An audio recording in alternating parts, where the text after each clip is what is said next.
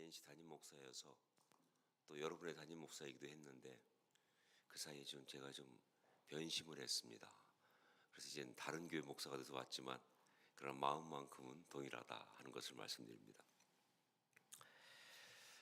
오늘 우리가 생각하려고 하는 이 말씀, 특히 여기 나오는 이 바울 사도는 지금 굉장히 아주 상황이 갑갑하다. 이 갑갑하다는 말은 말 자체가 갑갑한 것 같아요. 상황이 아주 갑갑하다. 어떻게 왜 갑갑하냐라고 하면 일단 갇혀 있으니까. 갇혀 있다는 것이 얼마나 답답합니까? 바울은 지금 로마 감옥에 갇혀 있습니다. 물론 바울 사도는 형을 살고 있는 건 아니에요. 다만 그 형을 언도받는, 집행하는 걸 기다리고 있는 거죠. 미결수입니다. 미결수. 그런데 그게 훨씬 더 갑갑해요. 차라리 형을 살면 그냥 결정됐으니까. 그런데 이게 얼마를 살지, 얼만큼 정말 무거운 형이 내려질지, 죽을지 살지 모르는 그런 불확실성 속에서 그냥 갇혀 있으니까 너무너무 힘든 거예요. 로마는 참 재밌게도 이 제국이 되다 보니까 어떤 제도가 있었냐면 로마 시민인 사람은 황제한테 직접 재판을 요청할 수 있었어요. 그걸 갖다 황제 직소라고 하는 그 카이사렘 아폴리움이란 말을 씁니다. 그래서 그 사람은 로마 제국 어디 있든지 자기가 나는 황제한테 재판받겠다. 그러면 그 다음부터는 모든 이야기는 다 스탑이에요. 황제 앞으로 가야 되는 거예요. 근데 바울 사도는 로마 시민권을 갖고 있기 때문에 그가 이 가이사라에 잡혀 있으면서 거기서 해결이 안 나니까 너무 오래 기다리니까 기도 가운데 하나님 주신 감동으로 이 카이사렘 아폴리움을 신청을 했어요. 난 황제 직소를 하겠다. 그래서 로마까지 온 거예요. 그러니까 여기까지 온 건 누가 보냈냐? 하나님 보내신 거예요. 성의 감동으로 온 거예요. 근데 왔는데 해결이 안 나. 더 미치는 거죠. 아니 그렇게까지 왔으면 딱 하면 하나님이 착착착 할 줄 알았는데 계속 갇혀 있는 거예요. 왜냐하면 이 황제가 이게 재판을 빨리빨리 해야 되는데 로마 황제는 우리가 알지만 주로 그 시간 어디다 보내느냐, 이 재판하고 거기만 보내도 너무 바빠요. 왜냐하면 로마 시민이 많으니까. 근데 이 황제가 뭐 재판하는 것보다는 노는 쪽에 주력하다 보니까 그러니까 뭐 언제 할지 모르는 거예요. 그래서 뭐 대기 번호표 뽑는 정도가 아니라 대기 순번이 너무 길어지니까 이 언제 갈지 모르는, 그리고 어떻게 판정이 날지 모르는 상황 속에서 계속 있으니까 아주 갑갑한 그런 상태예요. 그런데 그렇게 갇혀 있는 상태에서 그냥 그러면 뭐 갇혀만 있으면 되느냐? 사실은 원래는 감옥에 들어가 있어야 되는데 감옥도 하도 부족하니까 그 셋집을 얻어가지고 쉽게 말하면 자취하면서 대기하고 있는 거예요. 자기 셋집을 얻어가지고 있으면서 거기서 이제 그러면 그래도 셋집에 있으면 좀 낫지 않을까? 근데 또 그것이 아닌 것이 셋집에 있긴 하지만 묶여 있습니다. 그렇다고 해서 마음 놓고 돌아다니고 뭐 그게 아니라 묶여 있는 거예요. 바울이 묶여 있다는 것 어떻게 할 수 있느냐라고 할 때 이 바울이 자기 상태 설명하면서 쇠사슬이라는 표현을 쓰고 있어요. 사도행전 28장 20절 보니까 이러므로 너희를 보고 함께 이야기하려고 청하였으니 이스라엘의 소망으로 말미암아 내가 이 쇠사슬에 매인 바 되었노라. 여러분 그냥 뭐 딴 얘기할 거 없어요. 그냥 쇠사슬에 매였다 이 한마디로 얼마나 답답한지 딱 나오는 거예요. 딱 매여 있는 거예요. 또 에베소 6장 20절 보니까 이 일을 위하여 내가 쇠사슬에 매인 사신이 된 것은 나로 이 일에 당연히 할 말을 담대하게 하려 하심이라. 자기는 지금 쇠사슬에 매여 있다는 걸 정확히 말하고 있어요. 자, 아주 그냥 답답해요. 정말 기다려야 되고 갇혀 있고 쇠사슬에 매여 있고 정말 그렇게 힘든데 그런 상황에 더군다나 또 밖에서는요 소위 바울의 대적이라는 사람들이 아주 기회를 타서 왕성하게 활동하면서 그러면서 막 바울을 이렇게 씹고 다니는 거예요.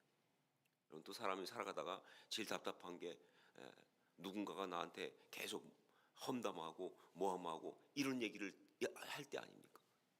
근데 난 거기에 대해서 어떤 대응할 수 없을 때 정말 답답하거든요. 이 바울에게는 대적들이 있었는데 이 대적이 누구냐면 밖에 있는 대적이 아니라 사실은 같은 믿음의 식구들 가운데 있었어요. 이게 미치는 거예요. 뭐 밖에 있는 것들 같으면 뭐 그냥 대적이니까 원수니까 그냥 말겠는데 같은 믿음의 식구 안에 있는 사람들은요 상처가 되잖아요. 그게 힘든 거예요. 그게 누구냐면 그 소위 유대주의 크리스찬들입니다. 여러분이 이 상황을 좀 잘 이해해야 되는데 처음에 복음이 전해질 때 그때 예수 그리스도는 어떻게 소개되었느냐? 바로 유대인의 메시아였습니다. 유대인들이 그렇게 기다리던 메시아였어요. 그래서 그 메시아가 오셔서 그분이 예수 그리스도예요. 그래서 그 예수를 믿음으로써 구원받았어요. 그러니까 아무런 문제가 없는 거예요. 그런데 이 예수님이 이제 이방인에게 전해지면서 그러면서 이제 그 믿음으로 본 사람들 보니까 예수님은 유대인의 메시아로 오신 분이 아니에요. 온 세상의 구원자로 오신 분이지. 자, 그러다 보니까 이방인들이 예수를 믿게 될 때 유대인이 먼저 되고 그리고 예수를 믿을 필요가 없는 거예요. 그동안은 다 유대인이었겠으니까 유대인인 상태에서 예수 믿으니까 문제가 없었는데 이방인들은 굳이 유대인이 먼저 돼서 율법 지키고 뭐 할례 받고 뭐 다 하고 그러고 나서 예수를 믿을 이유가 없는 거예요. 그냥 예수만 믿으면 되는 거예요. 이 사실을 기가 막히게 깨달은 사람 중에 대표적인 사람이 사도 바울 아닙니까? 왜냐하면 바울은 자기가 유대인이었으니까 알잖아요. 그 고백대로 내가 유대인일 때 그 예수 믿는데 아무 도움이 안 되더라. 그러니까 예수는 그냥 예수만 믿으면 되는 거지. 유대인이 먼저 될 필요가 없다. 그래서 그 사실을 전파하면서 이방인을 향해서 문을 확 열어버린 거예요. 그러니까 뭐 너무 귀한 일을 했죠. 여러분 감사하셔야 돼요. 그때 바울 사도가 문 안 열었으면요, 우리도 지금 피곤합니다. 예수 믿으려면 좀 다들 아주 뭐 굉장히 어려워요. 율법 다 지켜야 되지 말이죠. 뭐 절차 복잡해지죠.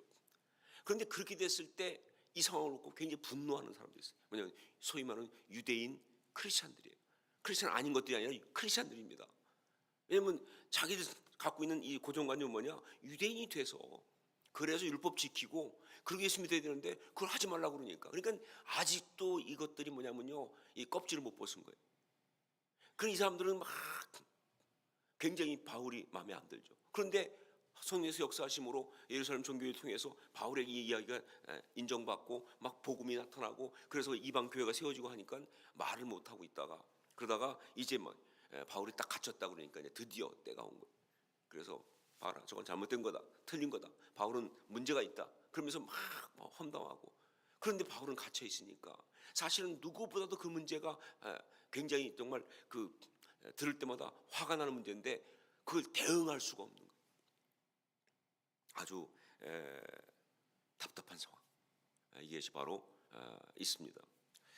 이런 상황을 갖다가 바울 사도는 뭐라고 지금 이야기하고 있는가라고 할 때 이런 상황을 바울 사도가 한마디로 말하고 있는데 그것이 바로 12절에 나와 있는 말씀이에요. 12절 보면 한번 12절 같이 한번 읽어볼까요? 같이 읽습니다. 형제들아, 내가 당한 일이 도리어 복음 전파에 진전이 된 줄을 너희가 알기를 원하노라. 여기 어떤 말이에요? 당한 일. 이게 뭐예요? 당한 일.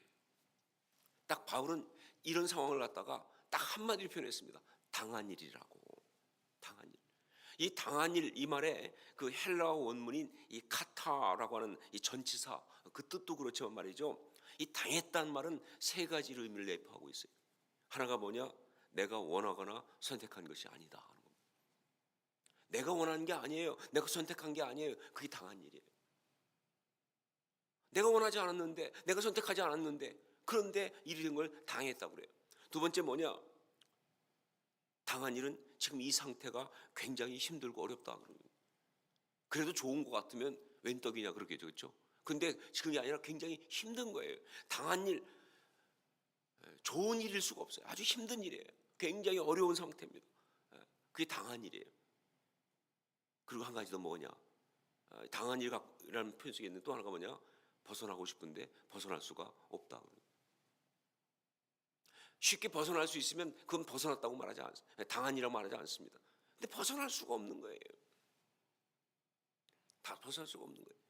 이 세 가지가 함께 모여있는 일이 당한 일이에요. 내가 선택한 거 아닙니다. 내가 결정한 거 아닙니다. 그런데 지금 상태가 힘들고 어려워요. 근데 벗어나고 싶은데 못 벗어나는 거예요. 그게 매여 있는 거예요. 그게 갇혀 있는 겁니다. 그게 당한 일이에요. 여러분, 사람이 살아가면서 말이죠, 내 인생에 대해서 이런 표현을 쓰기 시작한다면요 정말 힘든 상황이에요. 그런 일은 사실은 없어야 되는 거예요. 제가 어떤 일간에 당했습니다, 이런 표현을 쓰게 되면요 진짜 어려운 거예요. 이런 일은 없어야 되는 아주 힘든 거예요. 왜냐면요 결국은 당했다는 표현을 쓴다면요 이렇게 말할 수 있어요. 누구한테 당했느냐는 거죠. 당했다. 누구한테 당한 거예요? 궁극적으로 말하면요 마귀한테 당한 거예요. 죄에게 당한 겁니다. 만약에 하나님한테 당했으면 이런 표현을 안 쓰죠. 결국 우리가 당했다라고 말하면요 누구에게 당했느냐? 바로 죄에게 당했다, 마귀에게 당했다예요. 자, 근데 문제가 뭐냐? 우리가 여기서 볼게. 우리가 신앙생활하면서 그러면 우리가 원하지 않으면 이런 상황이 오지 않을 수 있느냐? 참 힘든 일이잖아요, 그렇죠? 이 어려운 일인데 그러면 우리가 원하지 않으면 이런 상황이 오지 않을 수 있느냐? 아까 말씀드렸죠. 당했단 뭐예요? 내가 선택한 게 아니라고 그랬잖아요, 그렇죠? 아니요. 이 당한 일은요 내가 원하지 않아도, 내가 정말 그걸 갖다가 뭐 하고 싶지 않아도 말이죠 그냥 온다는 거예요. 우리한테 선택권이 없어요. 이게 당한 일이에요. 이게 우리한테 다 있는 이야기예요.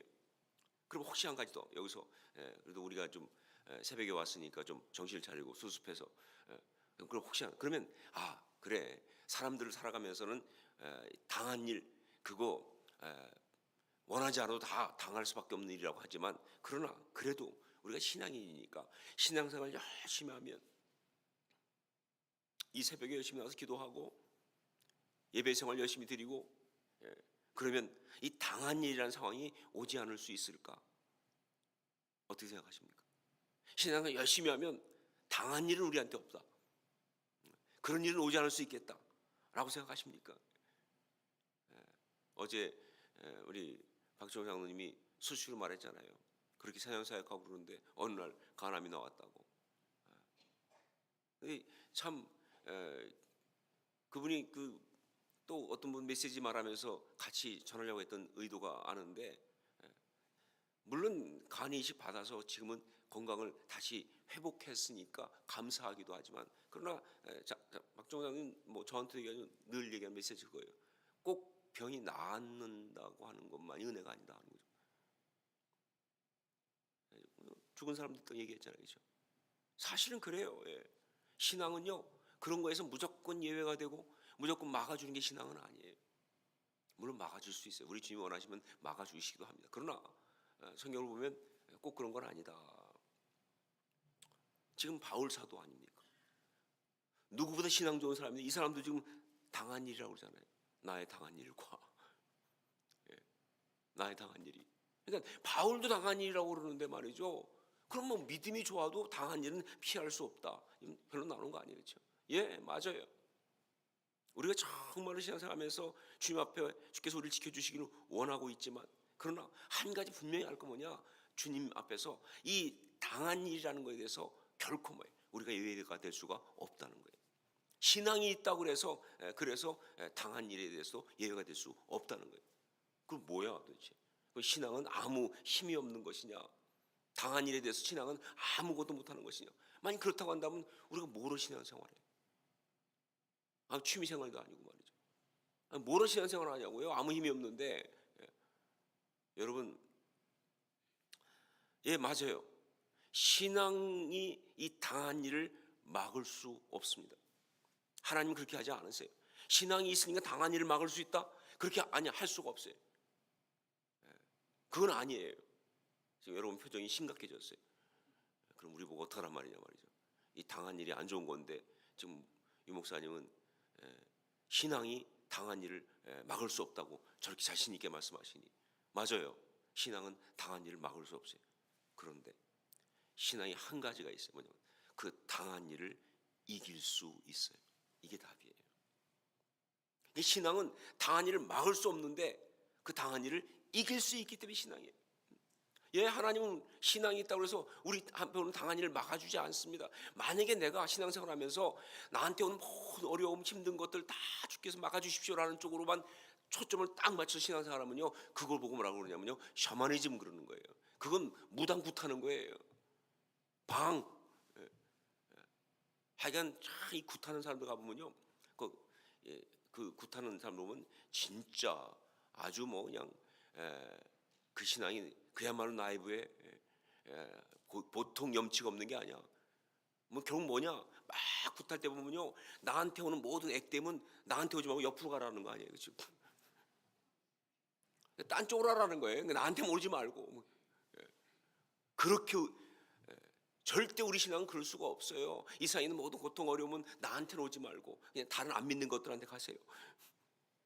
그거 우리 신앙이 아니라니까요. 하나님은 그렇게 역사하잖아요. 왜냐면 그래서 그건 잘못된 제대로 된 삶이 아니니까 말이죠. 그럼 두려움 못 벗어나요. 그럼 행복할 수 없어요. 아름다울 수 없어요. 예, 당한 일에 대해서는 막아주지 않아요. 그런데 성경이 정말 하는 게 뭐냐? 그 당한 일을 갖다가 우리 믿음은 어떻게 한다? 이길 수 있다는 거예요. 여러분 믿으세요? 여긴 신앙이에요. 여긴 신앙은 여기 대해서는 양보가 없어요. 예, 죄가 우리를 향해서 덮쳐오는 것에 대해서, 죄가 우리를 공격하는 것에 대해서, 예, 맞아요. 하나님은 막아주지 않습니다. 물론 필요할 때는 뭐 그래도 기도하죠. 하나님 그래도 지켜주세요. 맞아요. 필요할 때. 그런데 궁극적으로 말하면 뭐 절대적으로 막아주는 건 아니에요. 그러나 한 가지 확실한, 정말로 예외가 없는 게 뭐냐, 그 죄를 이기게 할 줄로 믿습니다 하는 거죠. 죄를 이기게 한다는 거예요. 그게 십자가예요. 그게 능력이에요. 그렇죠? 예, 당한 일 막아주지 않아요. 하지만 이길 수 있게 한다는 거예요. 이거를 기가 막히게 보여주는 것이 바로 빌립보서 말씀 아니에요. 성경 말씀 여러 말씀 다 그렇지만 빌립보서 그래요. 정말 그 당한 일 가운데, 여러분 빌립보서 그럼 뭐예요? 기쁨의 서신 아닙니까? 기쁨을 노래하는 것이 아니에요. 그런데 첫 출발이 당한 일을 시작하고 있는, 그 당한 일 가운데서 오히려 기쁨을 노래할 수 있는, 기쁨을 선포할 수 있는, 정말 행복하다고 말할 수 있는, 감사하다고 말할 수 있는 그런 이야기, 그 역설, 이게 빌립보서 아니에요. 자, 그러면 어떻게 그렇게 할 수 있느냐? 어떻게 해서 이 당한 일 가운데서도 그렇게 기뻐할 수 있고 정말 그걸 이길 수 있느냐? 그 비밀이 뭔가? 혹시 현실은 정말 힘들지만 신앙인이 어떻게 그 당한 일 이기냐면, 현실을 보지 말고 그걸 외면한 채 그냥 자기 스스로를 기쁘고 감사한 상태로 몰아넣어서, 그래서 그렇게 행복한 삶이 되는 어떤 신앙적인 자기 최면을 거는 것이 아닐까. 제가 목요일 저녁에 우리 팀장들하고 만났을 때 그런 얘기를 한번 해서, 행복은 선택하는 것이다 라고. 맞아요. 그런데 제가 좀 조심스러워서 그래요. 행복을 선택한다는 것을 잘못 알아가지고 그냥 상황은 다 힘든데 그냥 나 혼자 그냥 행복한 것 쪽으로 이렇게 자기 신앙 최면을 거는 걸 생각한다면 그건 좀 문제가 있어요. 지금 다 어렵고 힘든데 그냥 혼자서 막 그냥 행복하다, 행복하다, 행복한 것이다, 행복한 거에 막, 지금 뭐 그냥 몸은 아프고 관계는 힘들고 경제 어렵고 뭐 그런데 그냥 그 모든 거 놔둔 채 그냥 행복하다, 행복하다, 행복한 거야. 이건 다 이건 지나가는 거야. 세상은 다 별거 아니야. 그냥 이건 중요하지 않아. 그냥 우리는 하나님만 바라보면서 행복해야지. 여러분, 주님만 바라본다고 하면서 그렇게 어떤 도피 혹은 외면, 현실 도피 혹은 현실 외면으로 가서 그래서 어떤 자기 최면을 집어넣어 가지고 행복한 것으로 그렇게 간다면 그건 전 신앙이 아니라고 생각해요. 신앙생활 그렇게 하면 얼마나 안타깝고 무력합니까? 제가 개인적으로 참 아주 안타깝게 아쉽게 생각하는 그런 그 동화가 하나 있는데, 그게 이 안데르센의 성냥팔이 소녀라는 동화입니다. 아시죠? 그런 동화가 있는 거. 아마 전 세계 지금까지 나온 동화 중에서 가장 유명한 동화가 아닌가 싶어요. 안데르센 동화 참 많이 써요. 근데 성냥팔이 소녀 너무나 유명한 얘기인데, 제가 볼 때는요, 정말 신앙 입장에서는 가장 안타깝고 아쉬운 이야기예요. 여러분 그거 보시면 알려오지만, 특별히 그 마지막 장면, 이 소녀가 이 추운 골목에서 말이죠, 막 성냥을 팔아야 되는데 안 팔면 또 그냥 그 계부한테 얻어맞잖아요. 그래가지고 막 가다가 그러다가 그 추운 길에 가다 골목에서 딱 보니까 이 건너편 창문 안으로 정말 따뜻한 난로와 거기에 막 그냥 이 사람들이 크리스마스 어떤 이 음식을 먹으려고 있는 그 장면이 보이잖아. 너무 그래서 그 추위에 거긴 따뜻한데 자기는 여기 골목이 추우니까 있으면서 이 소녀가 무슨 정신인지 이 성냥을 하나 딱 킨 거예요. 딱 켰더니 불이 확 올라오면서 그러면서 그 순간 거기에 그 정말 자신을 그렇게 사랑해줬던 할머니 모습이 탁 떠오르고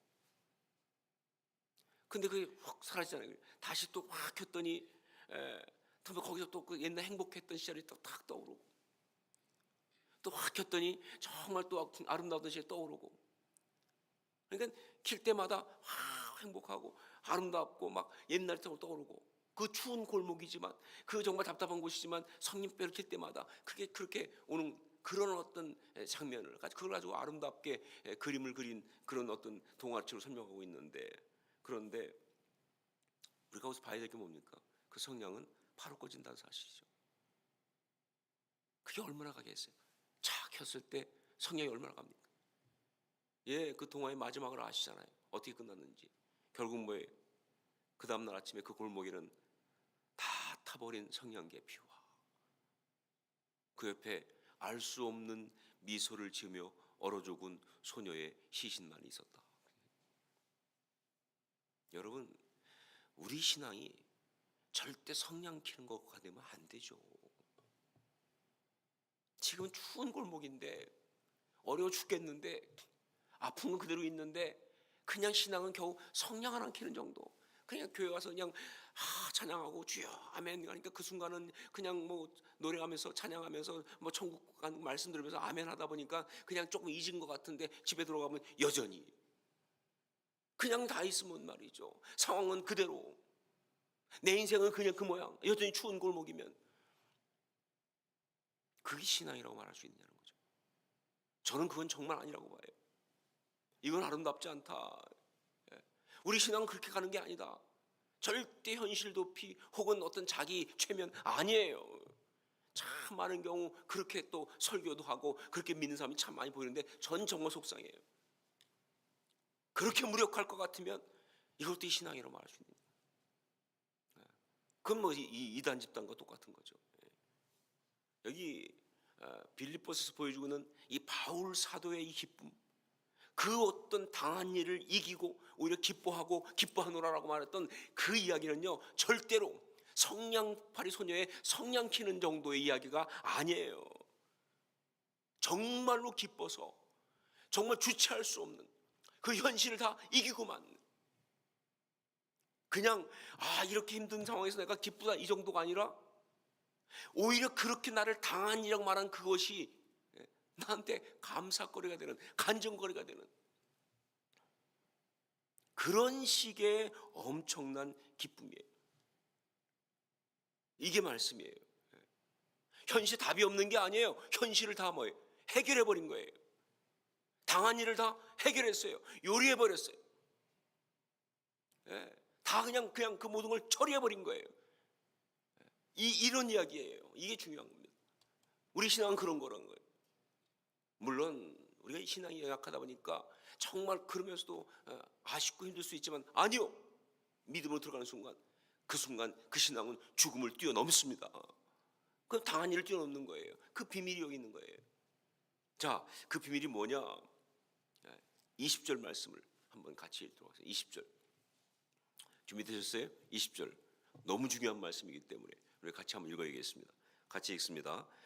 나의 간절한 기대와 소망을 따라 아무 일에든지 부끄러워하지 아니하고 지금도 전과 같이 온전히 담대하여 살든지 죽든지 내 몸에서 그리스도가 존귀하게 되게 하려 하나니.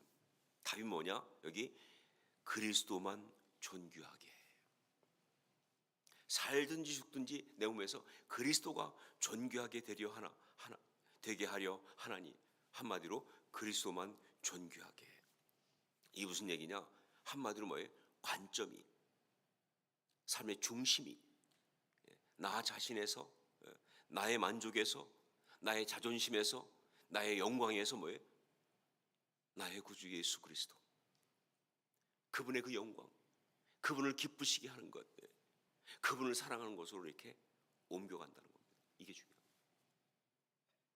관점이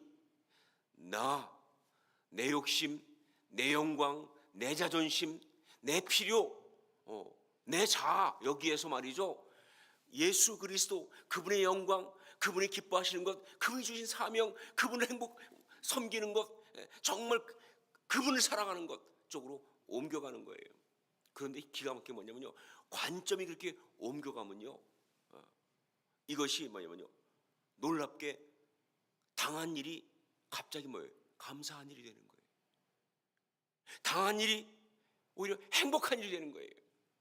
당한 일이 정말 무엇과 바꿀 수 없는 소중한 그런 은혜가 되는 거예요. 이게 바로 신앙의 비밀이에요. 왜냐면요, 바로 관점이 옮겨간다는 것, 이게 뭐냐면요, 해석이 달라진다는 뜻이거든요. 해석이. 여러분, 인생은요, 팩트보다 해석입니다. 여러분 자꾸 인생을 팩트로 살지 마세요. 돈을 얼마나 가졌느냐? 그 팩트죠. 돈을 얼마나 가졌냐? 팩트예요. 이 사람은 재산이 100만 불이야. 나는 재산이 100불이야. 팩트예요. 그렇죠? 그런데 팩트로 살면요, 우리는 삶을 제대로 이길 수가 없어요. 벗어날 수가 없어요. 왜냐면요, 내가 그러니까 100만 불을 받아야 부자가 되겠지. 그래 100만 불을 벌겠다고 그냥 해가지고 100만 불을 벌었어요. 근데 여러분, 슬픈 사실 하나 말씀드릴게요. 100만 불 벌고 보니까 200만 불짜리가 앞에 있더라는 거예요. 어떡하겠어요? 팩트는요, 절대로 우리를 행복하게 만들지 않습니다. 200만 불 벌면 뭐예요? 300만 불짜리가 앞에 있는 거예요. 절대 아니에요. 이건 뭐 그러니까 팩트로 살아가면요, 삶은 절대 아름다울 수가 없어요. 행복할 수가 없어요. 여러분, 인생은요, 진짜 인생 뭐냐? 팩트가 아니라 해석이에요. 해석으로 가면요, 100만 불을 가진 사람이고 나는 100불밖에 없는데, 그런데 어떻게 해석하냐에 따라서는요, 그 사람보다 내가 훨씬 더 부자일 수가 있어요. 난 100불밖에 없는데 나는 감사해, 부자야. 100만 불 갖고 있는 사람은 벌벌 떨고 있는데 나는 걱정하지 않아. 해석이 바뀌는 거예요, 해석이. 여러분, 정말 인생은요, 정말 그 의미와 가치, 그리고 정말 거기서 오는 행복, 기쁨, 이런 것들은요, 팩트에서 오는 것이 아니라 뭐예요? 해석에서 오는 거예요, 사실은요. 행복합니까? 정말 가치가 있습니까? 아름답습니까? 팩트가 아니라 해석이라니까요, 그렇죠? 어떻게 해석하는가에 따라서. 제가 아는 어떤 집사님 부부가 있는데, 뭐 그냥 평범하게, 그렇게 뭐 특별할 거 없이 그냥 덤덤하게 살았어요. 열심히 살았어요. 그러니까 누가 와서 행복하세요, 뭐 감사하세요 그러면요, 말로만 그렇죠 하지만 사실은 뭐 특별히 감사하다, 행복하다 이렇게 말할 것이 없는, 그냥 살아가는 그 정도 삶이었어요. 그런데 그 가정에 정말로 일생일대 큰 어려움이 왔어요. 뭐냐면 그 부인이 암이 왔어요. 어제 박장로님 때문에 암 얘기가 많이 나오네요. 암이 왔어요.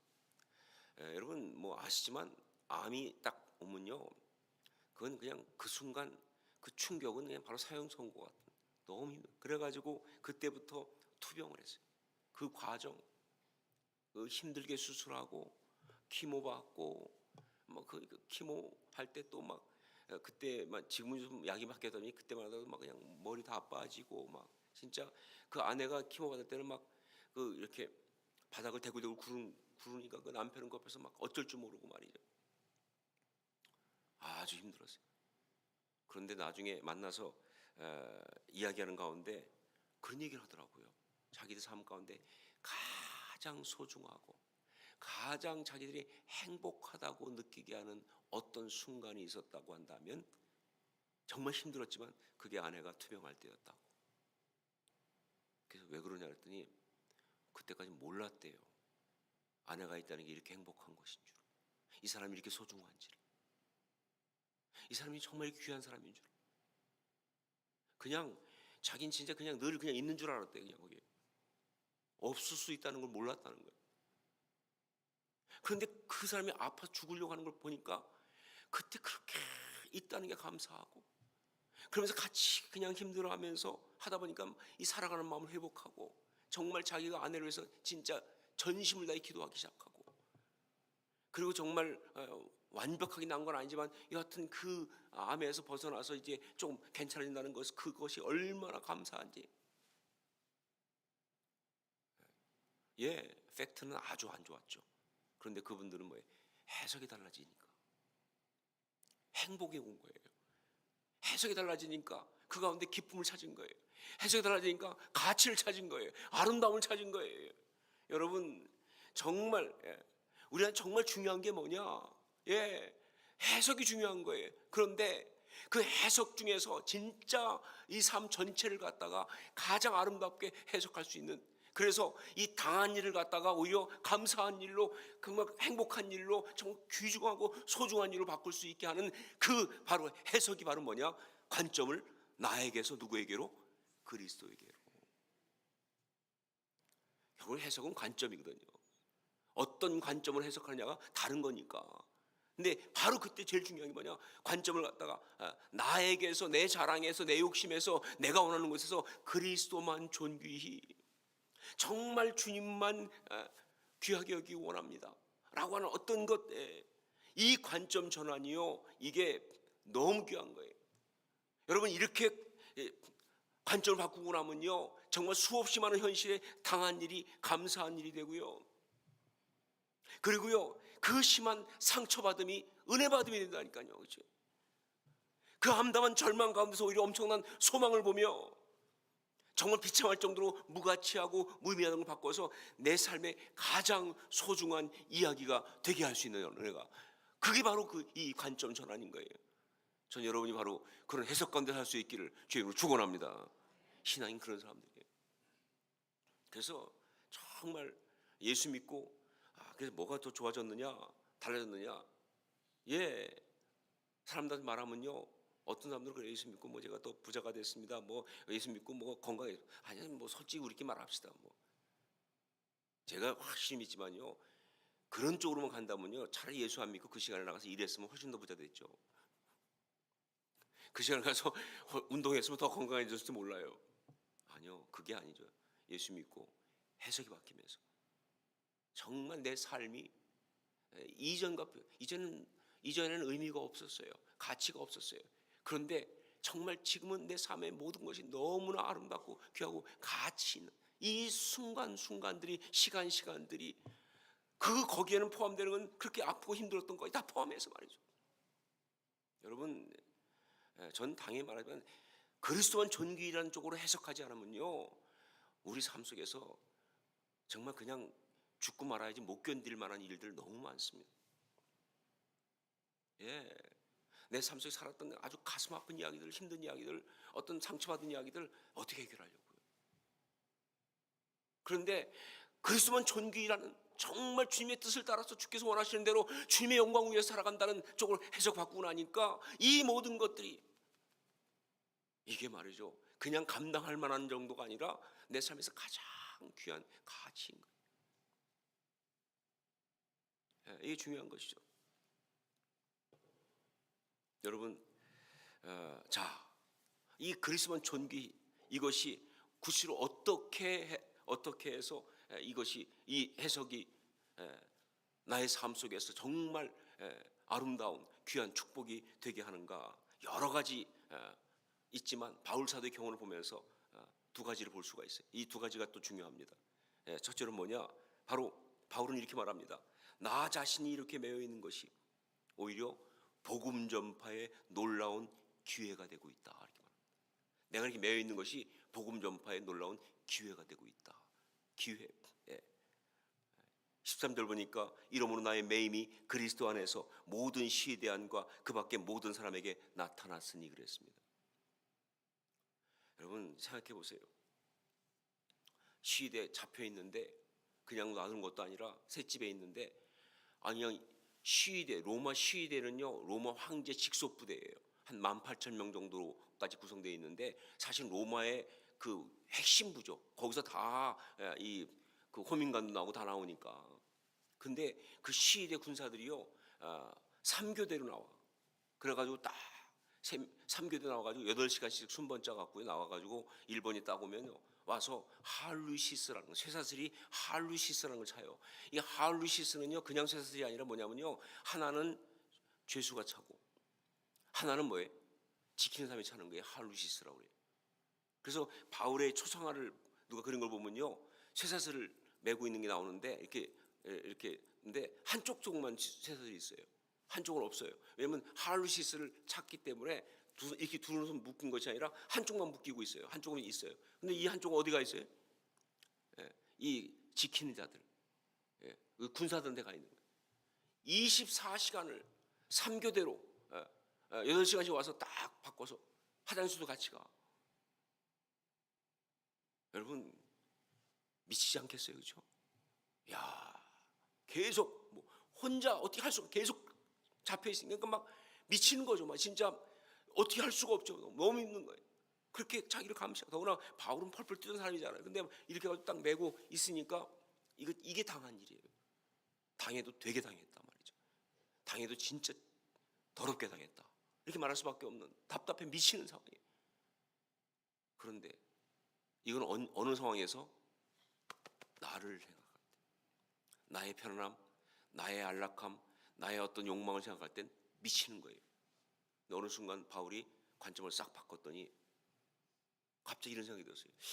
이 사람이 나를 감시하러 와서 나를 붙들어 매가지고 잡고 있는 그런 거라고 생각을 하니까 미치겠는데, 갑자기 거꾸로 생각해요. 혹시 그런데 예수님께서 나한테 복음 전파라고 그러고, 그리고 정말 이 복음을 전파하기 위해서 서바나까지 가기를 원하셨고, 그 가운데 로마까지 와서 복음 전파하려고, 그래서 정말 이 아폴륨, 이 카이사렘 아폴륨을 신청해 가지고 여기까지 왔는데 정말 복음 전파는 못 하고 그렇잖아요. 자기는 지금 다 오면 그냥 바로 그냥 황제가 석방 땅땅 해가지고 끝난 다음에 이제 서바나까지 갈 줄 알았어요. 적어도 하여간 어떻게 해결되겠지 하고 왔는데 이건 해결도 안 되고 계속 이 시위대 이것들은 와가지고 자기를 이렇게 메고 있으니까, 하울리스 차고 있으니까 미치는 거죠. 그런데 가만히 생각해 보니까 주님이 나한테 준 사명, 그 죄 복음 전하는 그쪽으로 다 생각하고 딱 보니까 옆에 있는 애가 갑자기 뭐예요? 자기를 지키는 군사가 아니라 전도 대상자가 된 거예요. 이 사람 복음 모르잖아. 나는 복음을 알고 있고. 근데 그냥 전도 대상자가 아니라 뭐예요? 시위대 군사야. 시위대 어떻게 들어가 내가 가려면. 그렇잖아요. 사실 로마 시위대는 로마 제국의 핵심이잖아요. 내가 거기를 어떻게 들어갑니까? 못 들어가잖아요. 그런데 가만히 보니까 들어갈 필요가 없어. 이것들이 알아서 나오니까.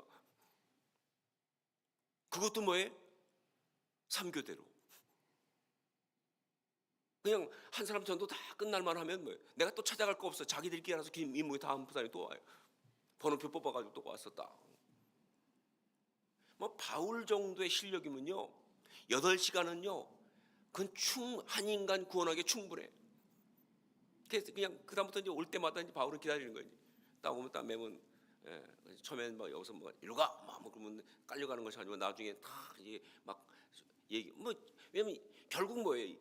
내가 이 사람한테 매여가지고 8시간 매여 있기도 하지만 거꾸로 가면 얘도 8시간 동안 못 나가거든. 나한테 매여서. 그러니까 막 8시간 동안 기회가 있잖아요. 그래서 나중에 복음 전하다 보면 끝나고 갈 때는 막 이 사람이 울어. 막 감사합니다. 예수님 믿고 영접하고, 그리고 다음 사람 또 다음 또 뻣뻣한 게 왔다가 또 울어. 또 그리고 또 나가. 딱 한마디로 나의 매임이 온 시대 안에 나타났다. 여러분, 로마가 국교화될 때의 비밀이 이때 시작됐어요. 여러분, 이게 바로 해석을 바꿨을 때 나타나는 놀라운 이야기입니다. 여러분, 그리스도만 존귀히라고 하는, 그렇게 해석을 하게 되면요, 내 삶에 있는 이 모든 어떤 이야기들이 말이죠, 절망스러운, 답답한, 당했다라고 싶은 것들이 정말 내 삶을 아름답게 하고 예수 그리스도를 정말 섬길 수 있는 기회라는 것을 발견한다니까. 그 기회가 되는 거예요. 그런 거예요. 제가 서울에 온누리교회 갔을 때 거기에서 맡았던 처음 맡았던 교우가 이제 서대문 쪽인데 거기 한 이 젊은 부부를 기억합니다. 아주 남편은 체육하던 사람이고 부인은 하여간 그때 제 생각해 보면 정말 그냥 진짜 여성스러운 아름다운 그냥 젊은 부인이에요. 정말 진짜 그냥 한국 사람 중에서 이쁘기도 하지만 참 여성스럽기도 하고 아주 그러면서 남편 이렇게 잘 섬기고 또 아이 키우고 그러면서 하는 아주 귀한 분이에요. 이분들이 있었다가 이분들이 이제 정말 열심히 믿으려고 정말 신앙생활 열심히 하려고 그래서 부부와 함께 또 새벽에도 같이 애 데리고 오기도 하고 이러면서 그 중간에 또 이분들이 또 뉴질랜드에 이민을 갔었어요. 이제 좀 남편이 또 그러다가 또 거기에서 이민 생활 열심히 하는데 잘 안 됐어요. 그래가지고 다시 이제 한국에 나오고 그런데 이 부인이 암이 있다고 하죠. 그것도 너무 많이 번져서 손댈 수 없는 말기였어요. 얼마나 답답하니까. 근데 하영조 목사님이 그 당시 이제 저는 그분 집마다 알지만 그 뒤에 알아셨던 하 목사님이 한번 와서 그 얘기하더라고요. 자기는 지금까지 본 사람 중에서 가장 강한 사람을 본 사람이 그 부인이었다고. 수원에 있는 종합병원에서 투병했는데 거기는 암 환자들이 많이 오는 병이에요. 이 사람이 말기암 동안에 마지막 순간까지 그 암병동을 달면서 전도하기 시작하는데, 근데 이 암병동 살아가면서는요, 거기서는 이 말기암이 고참이야. 그러니까 말기 딱 나오면 그냥 2, 3기는 그 앞에서 바로 꼬리를 내릴 수밖에 없어요. 근데 이 사람이 그 말기암이면서 다니면서 예수를 전하는 거예요. 나 아직 40대 초반이고 우리 애 아직 이제 사춘기에 있는 그런 아이지만 나는 정말 지금 말기인데 그러나 예수 그리스도가 내 안에 계셔서 난 정말 감사하고 난 정말 압니다. 주님이 나한테 준 이 땅에서 나의 사명이 여기까지라는 것을. 그러나 충분합니다. 난 주님 안에서 천국을 바라보고 있습니다. 예수 믿으세요. 하여 그 병실을 다 뒤집어 놓은 거예요. 예, 당한 일이 기회가 된 거예요. 그게 중요합니다. 당한 일이 기회가 되게 돼요.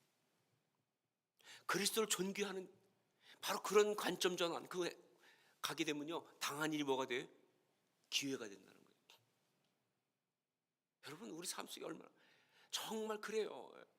가난했으니까, 그러니까 정말 그것이 은혜 받을 수 있는 기회가 된 것처럼 말이죠. 때때로 삶 속에 정말 힘들고 수치스러운 어떤 이야기가 있는 것이 있으니까 그게 정말 내 삶 속에 내가 끊임없이 정말 주님을 바라보고 의지할 수밖에 없는 기회가 되는 것처럼 말이죠. 예, 당한 일이 기회가 되는 비밀이 바로 이 관점 전환에서 나타나는 거예요. 이게 중요합니다. 그냥 당한 일에서는 안 돼요. 그것이 내 삶의 위기가 돼서는 안 돼요. 절망해서 안 돼요. 정말 관점, 그리스도만 존귀하는 것 통해서 당한 일이 기회가 되는 게 중요한 거예요. 또 한 가지, 바울 사도는요, 자기가 이렇게 묶여 있는 이 모든 것을 가지고 통해서 이게 이 복음 전파의 계기, 영어에서 많이 쓰는 말 중에서 모멘텀 이런 말을 많이 쓰죠. 계기가 되는 것을 발견한 거예요. 이게 또 중요합니다. 계기. 14절 보면, 14절 보면 형제 중 다수가 나의 매임으로 말미암아 주 안에서 신뢰함으로 겁없이 하나님의 말씀을 더욱 담대히 전하게 되었느니라.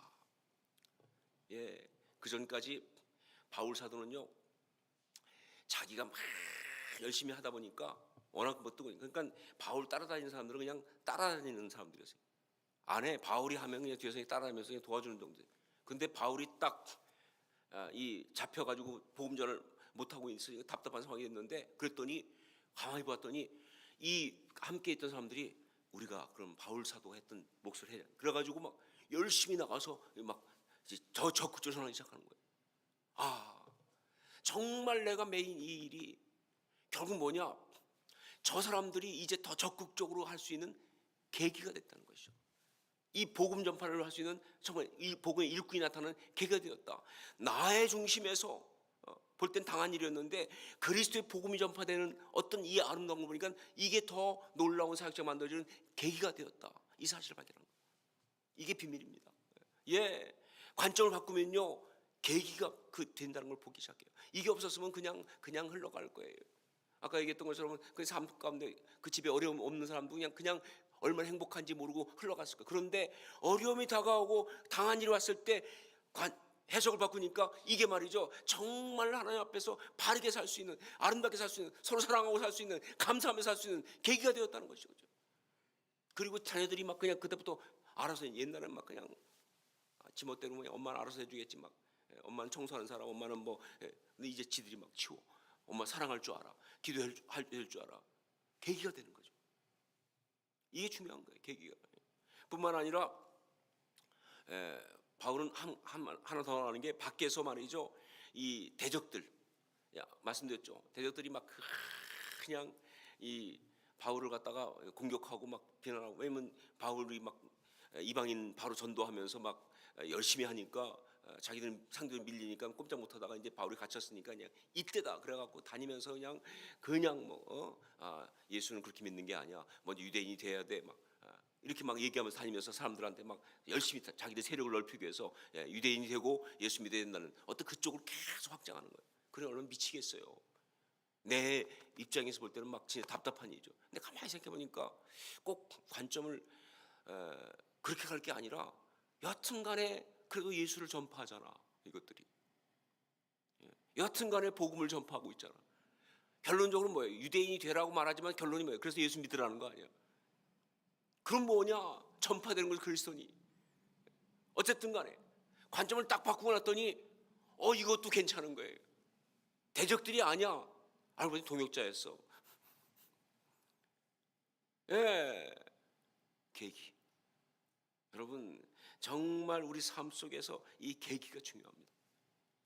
계기가 있어야 되는 거예요. 어떤 계기로, 계기가 중요해요. 근데 바로 이 그리스도는 존귀 여기는 그 마음, 그것은요, 우리의 당한 일을 갖다가 뭐로 바꿔요? 계기로 바꾼다는 거예요.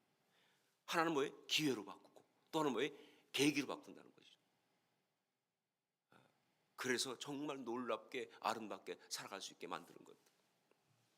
여러분, 이게 바로 우리의 신앙입니다. 사실 인생을 살아가면서 많은 삶의 이야기에 대한 답이 필요하겠죠. 뭐 인생의 이야기가 뭐 수없이 많이 다가오니까 뭐 진짜 케이스가 너무 많잖아요.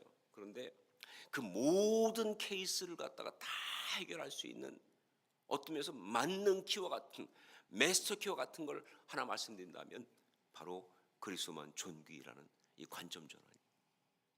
이거 하나만 가지면 우리는 어쩌면 이 삶의 이 모든 복잡한 얘기 속에서 가장 아름답게 감동적으로 살 수 있다고 믿습니다.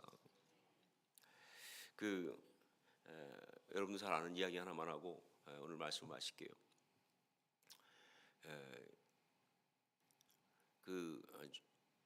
조지 쉐어라고 하는 분이 있었는데, 이분은 캐나다에 있는 감리교 목사님 아들이었습니다. 8남매 중에 한 사람이었어요. 근데 그래서 나름대로 그래도 신앙을 잘 갖고, 아버지가 목사님이었고, 그러니까 그래도 그러니까 그 목사님 아들 중에 이상한 그런 목사 아들 아니고요. 그러니까 나름 신앙이 있는. 그런데도 참 재능, 특히 노래를 너무 잘했어요. 성악을 전공한 건 아닌데 노래가 이제 타고난 그런. 그래가지고는 있으면서 이제 자기는 그래도 아버지가 워낙 이제 힘들게 목회하고 그랬으니까 좀 기회를 갖게 돼가지고 미국에 와서, 뉴욕에 와서 이제 일도 하면서 방송에 이제 한번 나갔어요. 방송에 나가가지고 이제 기독교 방송에, 그래서 거기서 찬양을 하나 불렀는데 가라모세라고 하는 이 흑인 연가를 불렀는데 너무 잘. 그래가지고 그냥 이게 방송 나가면서 그야말로 대박이 났어요. 그래갖고 막 사람들이 막 그때부터 막 그냥 방송에서 계속 타고받은 이 사람이 타고난 방송, 그래가지고 막 세상적인 데까지 매스컴이 몰려들고 뭐 방송 방송에서 오고 막 기회가 오고 막 그러면서 진짜 이제 돈을 벌고 그래서 출세하고 막 잘 될 수 있는 너무 근데도 자기 생각에 뭔가 조금 이게 워낙 신앙이 있으니까 이게 조금 방향이 좀 위험하지 않나. 왜냐면 명예와 부와 막 이 즐거움이 막 따라오니까 그렇잖아요. 여러분 인기를 못 가져봐서 모르시는 모양인데 조금 맛보면요, 그거 미칩니다. 그거 아주 기가 막히거든요. 그게 딱 오니까 막 그냥 스스로 너무 좋으면서도 이게 참 이게 좀 이래서 되나 싶은 생각이 있는 거예요. 그리고 하여간 방송 쭉 하면서 막 노래도 부르면서 잘 나가고 있는데 어느 날 그 어머니가 그러니까 어머니가 또 딱 봐도 이제 아니까 그 아들의 속성도 알고 그러니까 좀 그랬던 모양이에요. 그래서 어머니가 슬쩍 그 쪽지를 하나 자기가 가장 아주 어머니가 너무너무 좋아하던 리아 밀러라고 하는 여사의 이 시 찬송시 쪽지를 하나 적어주고 시를 보내줍니다. 그래서 방송 중간에 그 쪽지를 딱 읽다가 깨져요. 너무 감동하면서 이걸 이렇게 무조건 좋은 일을 볼 것이 아니다. 그래가지고 그 순간에 그 쪽지를 가지고 찬송시를 작곡을 합니다. 그리고 나서 방송국에다가 또 다른 막 기회가 왔을 때 됐습니다. 나는 이제 그만합니다. 그리고 그 다음에 이제 자기 삶을 하나님께 드리기 시작하고 그래서 나중에 빌리그램 전도 때 유명한 같이 함께하는 아주 찬양 그러니까 무디에게 생기가 있었다고 한다면 바로 빌리그램 전도 집회에는 이 쉐어가 있는 그런 찬양 사역자가 돼요. 그때 이분이 받았던 그 리아 밀러의 여사의 시를 가지고 만든 찬송이 주 예수보다도 귀한 것은 없네. 딱한 아주 그냥 그 찬양은 딱 심플해. 주 예수보다도 귀한 것은 없네. 이 세상 명예와 부귀와 바꿀 수가 없네.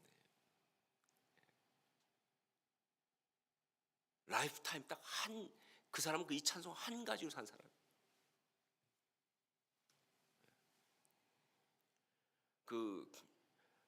평생을 그렇게 사역했고 그때 어떤 선교사님 쓴 글 보니까 암스테르담에서 선교사들 모임 있는데 마지막 날 사역자 모임 한 분이 나와서 머리 희끗희끗한 노 신사가 나와서 딱 부르는데 기가 막힌 바리톤으로 주 예수보다 귀한 것은 없네 딱 부르는데 그분이 바로 조지 쉐어예요. 사람들이 막 너무 내받아가지고 박수 치면서 그때 그분이 한마디 한 얘기가 자기 얘기를 하면서 마지막으로 말합니다. 여러분의 이 박수보다도 우리 주님이 더 귀하십니다. 이게 이분의 원칙이에요. 그러니까 그 삶이 흔들리질 않아요. 그 삶이 망가지질 않아요. 잘못되지 않아요. 마스터키가 있으니까. 뭐예요? 그리스도만 존귀. 여러분 아주 작은 데부터 이 교회 부엌에서 싸움 붙었을 때부터 시작해갖고요. 집안에서 부부간에 가족간에 열받을 때까지 해서 그런 데부터 해가지고 좀 큰 싸움까지도 맞는 키야 이게. 그리스도만 존귀. 주님의 뜻이 이루어지기를 주님만이 영광 받으시기를 그 순간 그렇게 열받을 것도 없어. 그렇게 아쉬울 것도 없어. 그렇게 힘들 것도 없어. 오히려 기회가 되고 오히려 계기가 되는 것을 찬양합니다. 이게 된다는 것이죠. 그런 귀한 하나님의 사람들 다 될 수 있기를 주님으로 축원합니다. 기도하겠습니다. 우리 같이 한번 기도하면서 정말 결단하십시다. 주님, 이제 삶을 살면서 관점을 바꿀 것입니다. 지금까지 관점을 바꿨다고 생각했지만 사실은 아직도 관점이 나한테 있어서 내 영광, 내 자존심, 내 기쁨, 내 원하는 것 그래서 이렇게 힘들고 답답하고 짜증나고 정말 주님 그리스도만 존귀히 되는 쪽으로 우리 주님이 영광 받으시는 쪽으로, 주의 뜻이 이루어지는 쪽으로, 주님이 내게 맡기신 사명 감당하는 쪽으로, 정말 그분을 기쁘시게 하는 쪽으로 관점 바뀌게 하여 주시옵소서. 그래서 정말 그 그리스도를 섬기는 이 관점으로 이 땅을 살아가는, 그래서 정말 세상 가운데 아름다운 삶을 살아가는 우리가 되게 하여 주시옵소서. 우리 이 시간 정말 간절히 주 앞에 함께 결단하면서 선포하면서 통성으로 함께 기도하겠습니다. 아버지 하나님, 기도합니다. 하나님 앞에